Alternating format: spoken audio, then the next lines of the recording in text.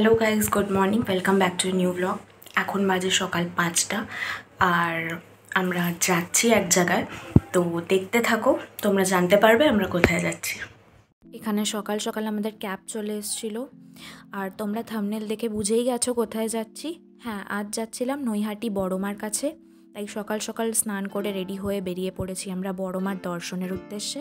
আমাদের বাড়ি মানে বাগুইহাটি থেকে প্রথমেই আমরা চলে এসেছিলাম হচ্ছে বিধাননগর রোড স্টেশন, আর আমরা ওয়েট করছিলাম এখানে ট্রেনের জন্য। বিধাননগর স্টেশন থেকে শিয়ালদা শান্তিপুর লোকাল ধরে আমরা ফাইনালি পৌঁছে যাই হচ্ছে নৈহাটি স্টেশনে।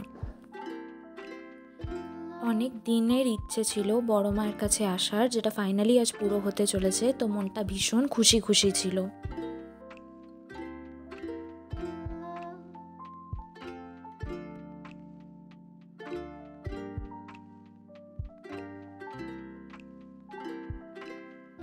আর এদিকে স্টেশন থেকে প্রায় 15-20 মিনিট হেঁটে আমাদের যেতে হয়েছিল মায়ের কাছে, কারণ সোজা রাস্তাতে নো এন্ট্রি ছিল আর মেন মন্দির সেটা কালী পুজোর কারণে বন্ধ। তাই চলে যাচ্ছিলাম।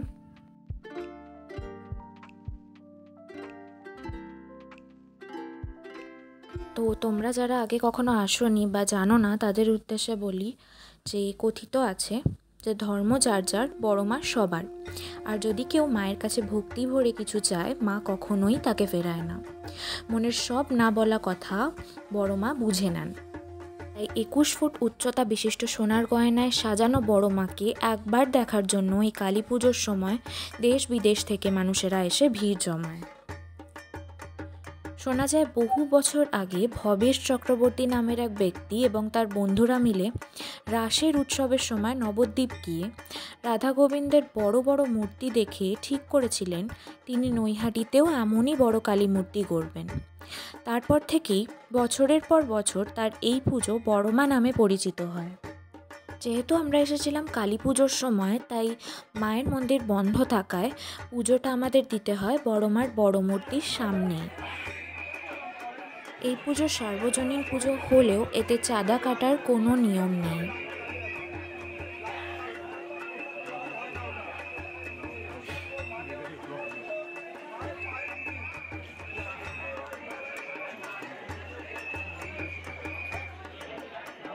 লোকেদের ভিড় পেরিয়ে এরপর ফাইনালি আমাদের দর্শন হয় বড়মার সেই গায়ে কাটা দেওয়া অপূর্ব মূর্তির, যা একবার দেখলেই মন প্রাণ জুড়িয়ে যায়।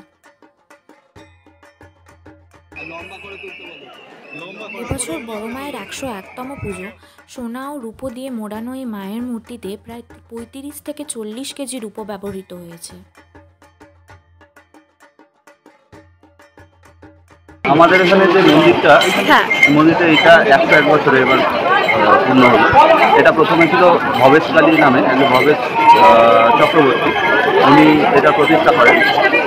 ওনার বাড়িতে প্রথম হতো, তারপর আস্তে আস্তে এখানে পুজোটা হতে শুরু করে।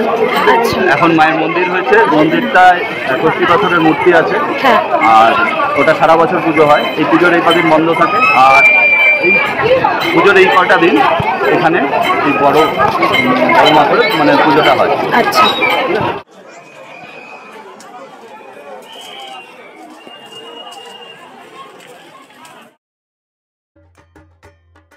এখানে দেখছিলাম মায়ের সুন্দর সুন্দর ফটো পাওয়া যাচ্ছিল, যেগুলো চাইলেই তোমরা কিনে নিতে পারো।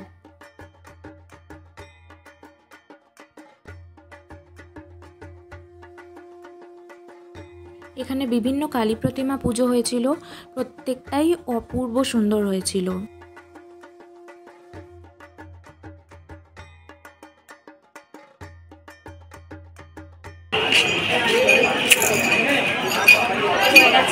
এবার খাওয়া দাওয়া করবো, কিছু একটা ব্রেকফাস্ট করে নিচ্ছি।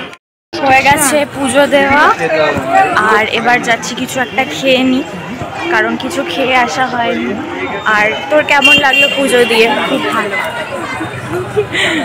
আর পুজো দিয়ে তো ভালোই। তারপর আমরা মঞ্জিনিসে চলে এসেছিলাম কিছু খেতে, তো খেয়ে নিলাম একটা করে ভেজ স্যান্ডউইচ। আর এদিকে আমার দিদিকে দেখো, পুজো দিয়ে দারুণ খুশি হয়ে গেছে, তাই হেসেই চলেছে তখন থেকে। আর এখানে 1 কাপ গরম গরম চা খেয়ে আমরা আবার স্টেশনে চলে গেছিলাম বাড়ি ফেরার জন্য। তোমরা যারা এখনও যাওনি যাও আর গিয়ে বড় মা দর্শন করে এসো। আর এভাবেই আমার আজকের ব্লগটা এখানে শেষ হলো। তোমরা সবাই ভালো থেকো, আর ভিডিওটা ভালো লাগলে অবশ্যই লাইক, শেয়ার অ্যান্ড সাবস্ক্রাইব করতে ভুলো না চ্যানেলটাকে।